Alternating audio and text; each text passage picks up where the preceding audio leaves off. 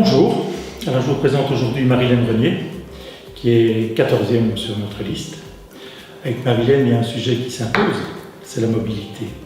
Marie-Hélène a été pendant 6 ans au service mobilité de la ville d'Ath et elle est conseillère en mobilité, c'est-à-dire qu'elle connaît le sujet. On représente Pierre-Marie, notre tête de liste, qui est président depuis 10 ans de la CCATM. Pierre-Marie est aussi quelqu'un qui est omnibulé par la mobilité, si je puis dire.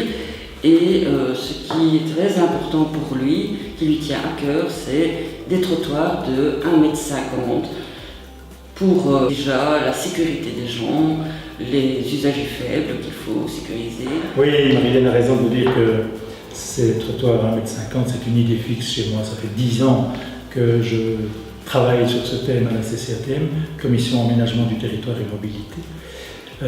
Et malheureusement, au niveau communal, je n'ai pas du tout été entendu. Alors qu'on sait depuis toujours que des trottoirs élargis, c'est bien meilleur pour les usagers faibles, pour les piétons, pour les personnes à mobilité réduite, les personnes avec des landaux, avec des poussées. Et c'est surtout très efficace pour faire ralentir les voitures. Alors, les voitures ralenties, c'est moins de bruit, c'est moins de pollution, c'est plus de sécurité pour tout le monde. Marie-Hélène va vous expliquer ce que des voitures ralenties entraînent aussi pour les autres usagers. Donc, ce qui va nous amener à une politique d'avoir une cohabitation harmonieuse entre tous les usagers de la route.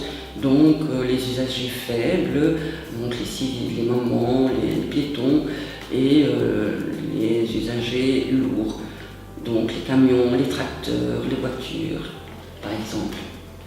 Oui, on a des problèmes bien spécifiques, notamment cette fameuse polémique sur la nationale 527 qui revient régulièrement dans l'actualité. C'est vraiment un point chaud dans cette campagne. Alors, j'estime, moi, que le problème n'est pas bien traité actuellement. On fait de ce problème un problème politique, partisan. C'est géré par le CDH, c'est les petits socialistes de Belleuil qui ne sont pas entendus, qui ne sont pas écoutés. Je pense que ce n'est pas comme ça qu'il faut résoudre le problème. C'est un problème qui doit être étudié de façon approfondie, un peu sérieuse, et ce ne sont pas des réponses partisanes qu'il faut trouver, ce sont des réponses justifiées par les faits. Est-ce que des camions de fort tonnage ont leur place sur une chaussée dont le revêtement est très ancien et bruyant et qui traverse des villages densément peuplés? C'est ça la seule question. Et il faut y réagir, il faut y répondre. Il y a des actions possibles, on va vous les détailler au fur et à mesure de la campagne. Merci. Merci.